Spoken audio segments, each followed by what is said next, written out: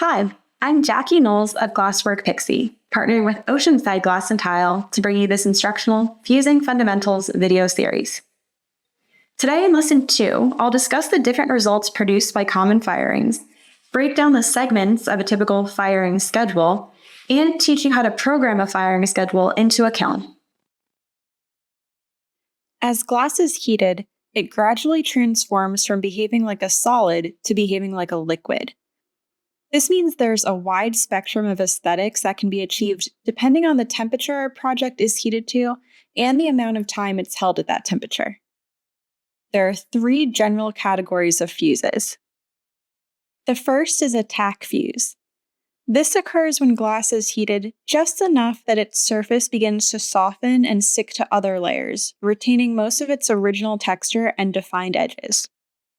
Oceanside compatible glass tack fuses around the range of 1350 to 1370 degrees Fahrenheit. The second type of fuse is a contour fuse. This occurs when glass is heated to a temperature where it begins to flow and melt into other layers, rounding out its edges and losing the sharpness of its original texture. Oceanside compatible glass contour fuses around the range of 1370 to 1460 degrees Fahrenheit. The third type of fuse is a full fuse.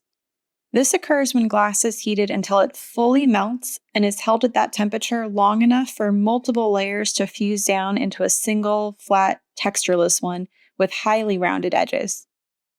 Oceanside compatible glass full fuses around the range of 1460 to 1475 degrees Fahrenheit. Now let's break down a typical firing schedule to understand how these different fuses are achieved. A firing schedule is a series of segments that alter the temperature within a kiln to result in a specific outcome. Each segment is comprised of 3 parts. The rate, which describes the rate of temperature change, measured in degrees per hour, and sometimes called the ramp. The temperature, which describes the ultimate temperature the segment is increasing or decreasing toward, measured in degrees. And the hold time, which describes the amount of time that the temperature is held, measured in minutes and sometimes called the soak. The different segments of a firing schedule each fulfill a specific phase of the heating process. The first phase is called the initial heat and initial heat soak. Here, the glass is gradually heated to a degree below process temperature and held there long enough to allow the glass to equalize to that temperature throughout its entirety. This is necessary because glass expands as it heats and contracts as it cools. So increasing the temperature too quickly will cause the outer layers of the glass to begin to soften and expand before the hard inner layers are able to. The pressure difference created between the warm outer layers and the cool inner layers may cause the glass to crack, especially within the thermal shock zone, which is the temperature range below 1000 degrees Fahrenheit. For a 12-inch project made with 2 layers of Oceanside compatible 3mm glass, the initial heat and initial heat soak phase would consist of 2 segments. One that increases the temperature at a rate of 250 degrees Fahrenheit per hour, up to 1050 degrees, and holds it there for 30 minutes, followed by a second segment that increases the temperature at that same rate up to 1250 degrees and holds it there for 20 minutes.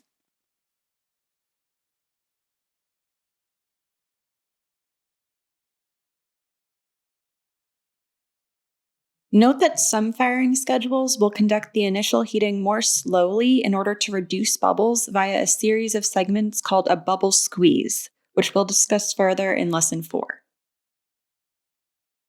The second phase is the rapid heat and process soak.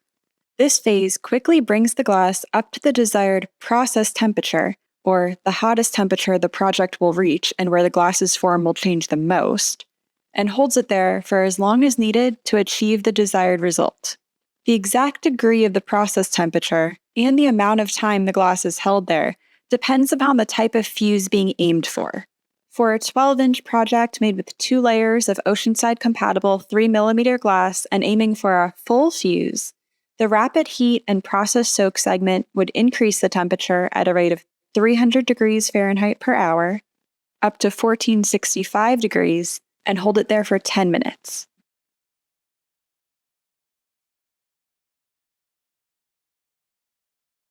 The third phase is the rapid cool and anneal soak. This phase quickly reduces the glass to its annealing temperature, or the degree to which the glass can equalize before cooling all the way down to room temperature. The anneal soak mirrors the initial heat soak in that it gives the glass time to completely stabilize to a consistent temperature throughout, thus avoiding strain, which can present as cracks in the final piece. This schedule's rapid cool and anneal soak segment would decrease the temperature as fast as possible down to 950 degrees Fahrenheit and hold it there for 60 minutes.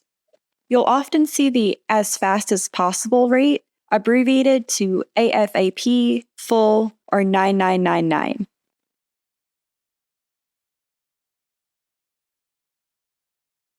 The fourth phase is the anneal cool and anneal cool soak.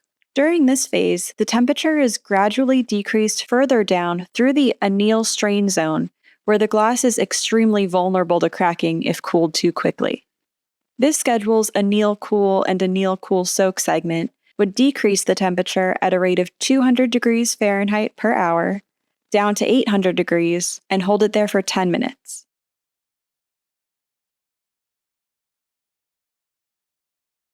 Note that since the purpose of the annealing process is to allow the glass to cool slowly enough so that the temperature equalizes throughout the entire piece, very thick pieces will need modified firing schedules with longer, slower annealing segments. Glass is a great insulator, so the thicker the layers, the more time that's needed for heat to escape from within them. If adequate time is not provided, stress will build up inside the glass and the piece is liable to crack. As a general rule, the anneal time should be based on the thickest part of the project.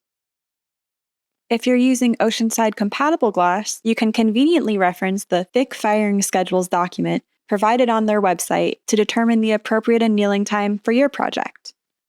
Beginners may want to master projects with an even 6mm thickness before attempting to create pieces with varied thicknesses, since they can be tricky to get right if you're totally new to fusing. The fifth and final phase is the room temperature cool. This phase allows the glass to freely cool all the way down to room temperature. Although it's tempting to open the kiln at this point, keep in mind that the glass is still susceptible to thermal shock within this temperature range, so the kiln lid should remain closed until room temperature is reached.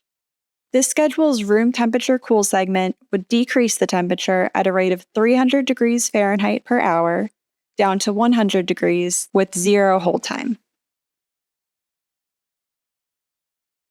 For your reference, here are sample firing schedules for each of the 3 fuse types we discussed for a 6mm project made with Oceanside compatible glass. You can use these as starting points to create customized firing schedules that fit your project needs and that work with your kiln.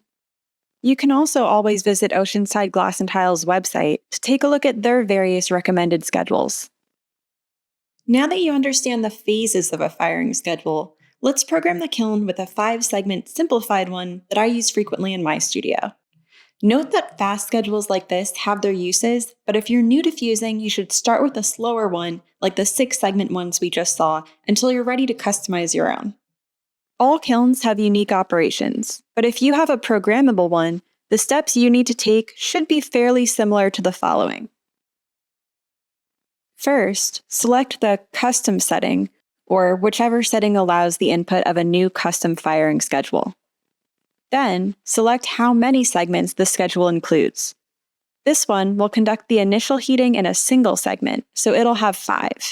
Next, input the parameters for the first segment, which we learned is the initial heat and initial heat soak segment. The rate is 400 degrees Fahrenheit per hour.